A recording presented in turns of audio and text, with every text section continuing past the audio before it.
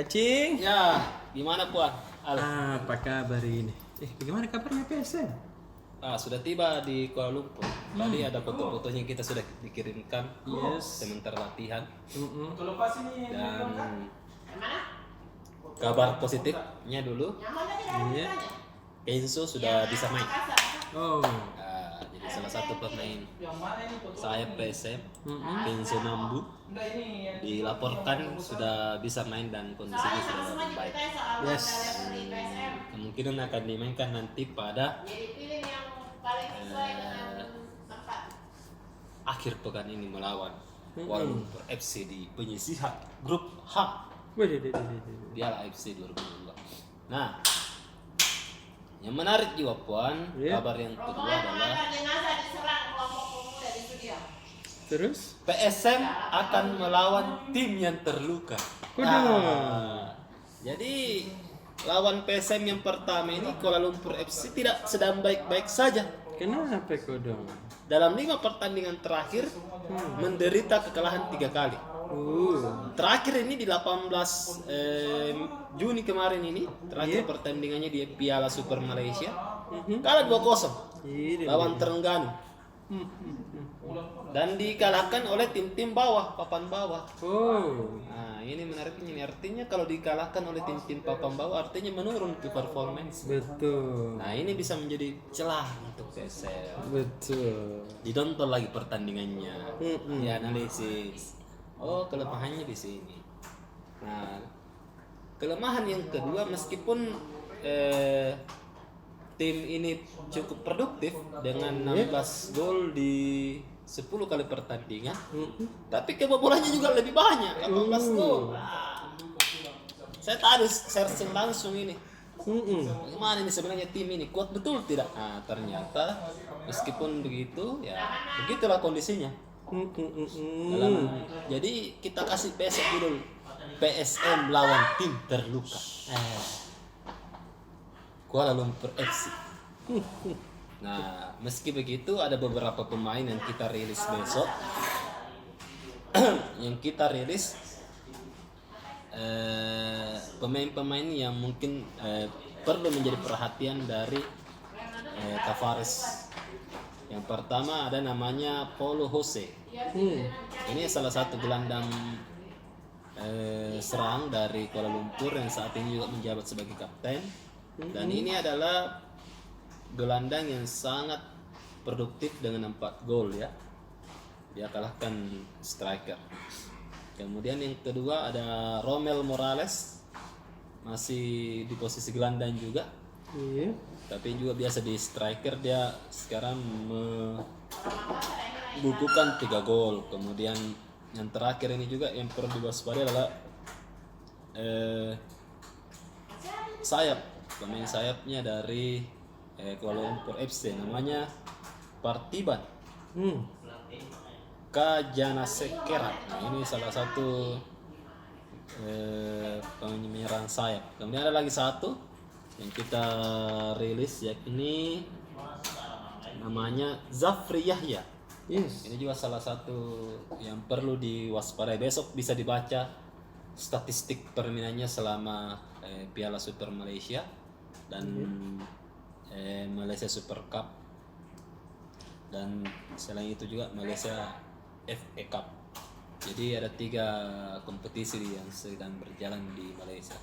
Bisa dilihat besok statistiknya pemain-pemain andalannya dari pemain Kuala Lumpur FC. Nah, yang menarik juga ini pun selama 10 kali pertandingan ini, kalau kita lihat statistiknya Kuala Lumpur FC, jadi kita banyak bahas besok bagaimana titik-titik lemahnya ini Kuala Lumpur FC. Yang pertama, dari 10 kali pertandingan 5 kali kalah. Ini yang sangat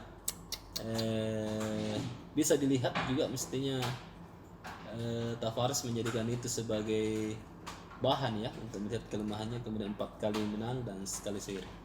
Jadi dalam 10 pertandingan ini menderita juga ini. Meskipun di posisi klasemen di posisi 5 ya, tapi pertandingannya lebih banyak. Yang lain hanya baru bertanding 8 kali, ini sudah 10 kali. Nah, itu besok dilihat bagaimana nih.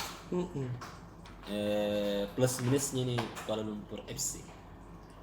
Kemudian yang kedua juga PSM datang dengan hasil yang positif tentunya setelah lolos di babak perempat final Piala Presiden.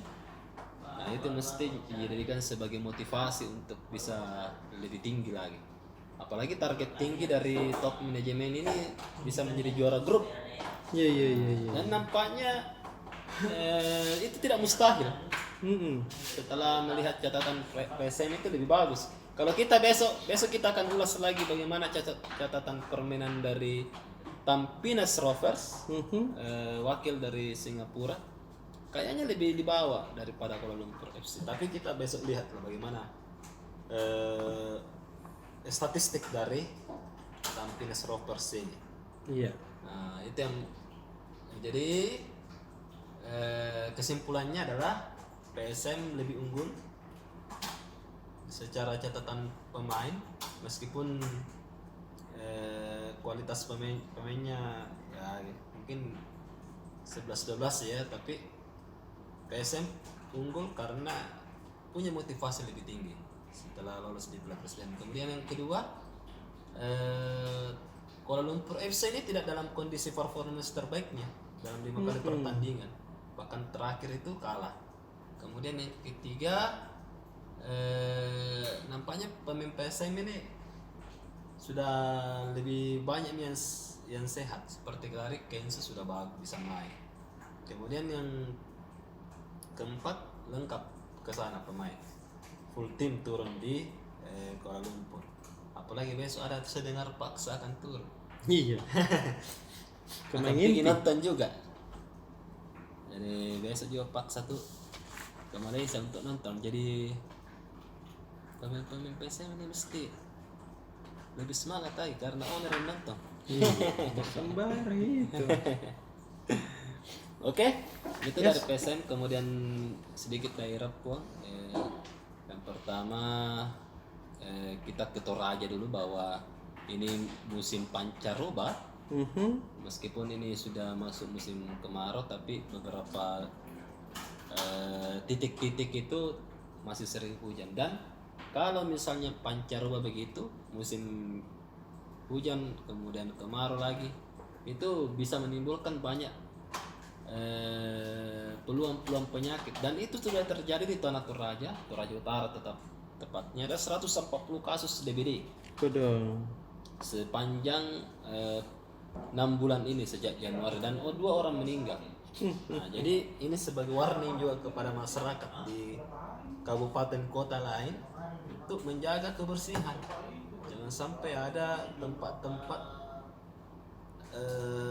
bersarangnya nyamuk ini, karena nyamuk salah satunya yang berbahaya. Karena pun di bumi belahan selatan ini memang yang menjadi tantangan itu adalah penyakit itu, DBD. Iya. Dan malaria. Itu yang menjadikan beberapa wilayah di bumi bagian selatan itu lambat pergerakannya, karena penyakit ini sangat susah untuk diberantas. Nah, bukan cuma di Toraja, nampaknya di daerah-daerah lain juga sudah muncul, cuma belum terekam oleh teman-teman wartawan di lapangan. Dan kita akan coba telusuri bagaimana besok kasus-kasus DBD ini sudah menyerang masyarakat. Dan besok kita juga turunkan bagaimana kondisi awal orang terkena DBD dan bagaimana penanganannya. Itu menurut dari Kementerian Kesehatan. Silakan baca besok di halaman 11.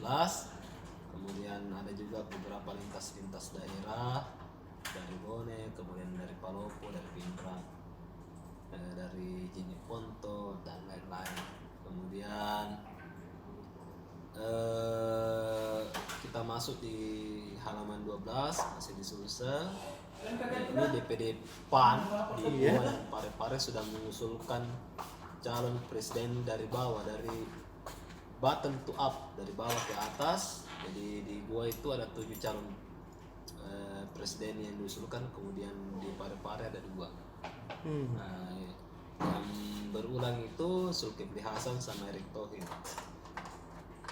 Di Goa dia usulkan Menteri Pertanian sekaligus orang Goa, mantan Bupati Goa, Syahrul Yassin Limpo sebagai wakil presiden. Dan ini memang kayaknya sudah menjadi isu yang lama, kembali digulirkan di depan.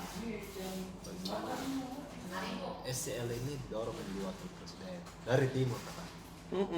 Nah kemudian yang lain ada tadi rapat rekonsiliasi dari BKBN untuk menurunkan angka stunting. Jadi stunting ini adalah salah satu penyakit yang diderita oleh anak-anak ya.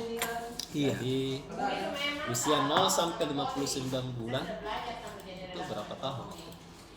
12 ya, sekitar 5 tahun. 0 sampai 5 tahun, 6 tahun lah. Itu penyakit stunting atau gizi buruk itu bisa menyerang anak-anak. Nah, ini adalah the golden age. Kau tahu kan the golden age, masanya anak. Jadi di umur ini mesti memang suplai gizi, kemudian kekebalan tubuh itu di situ semua perlu dipertahankan. Nah itu sementara dibahas oleh pemerintah Sulsel dan kabupaten kota bagaimana caranya menurunkan ini. Nah, besok baca juga Untuk menurunkan angka stunting itu. Nah ya Puan gimana? Ya memang pada saat proses kehamilan mestinya. Hamilan. Jadi ibunya harus menutrisi bayinya itu sejak dalam perut, bukan pada saat anak itu lahir. Terlambat nih kalau begitu. Sudah terlambat. Itu Puan. Itu Jadi mestinya anak itu dinutrisi sejak masih dalam kandungan. Nah, Gitu Kakak Ci. Jadi kalau setelah lahir baru mau diperbaiki itu sulit nampaknya pemerintah mesti mengubah ya. mengubah. Iya, karena tadi itu yang dibahas antara 0 sampai 59 bulan.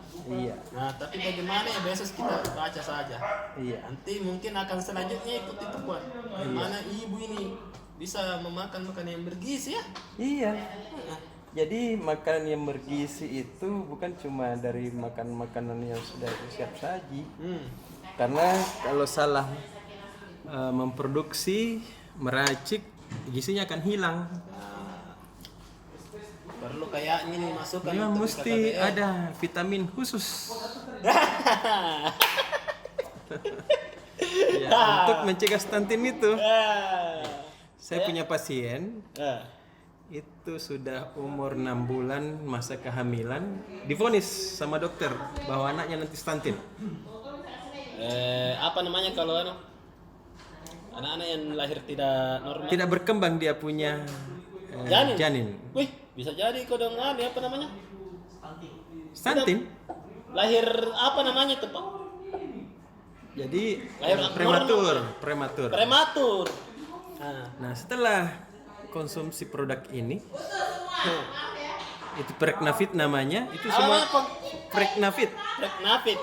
Semua vitamin ada di dalam situ yang dibutuhkan. Begitu masuk di usia 8 bulan, kaget dokternya karena berat anaknya naik, janinnya. Begitu lahir, yang tadi diperkirakan cuma 2, berapa, begitu lahir 3,5 kilogram. Itu angka Kaget angka dokter. bagus. Iya. 3,5 3,6. Nah, ini mesti Pregnavit namanya. Pregnavit namanya. Pregnavit. Oke. Iya. Terima Oke deh. Jangan lupa beli Pregnavit. Terima kasih sudah nonton. Jangan lupa like, subscribe, dan share ya.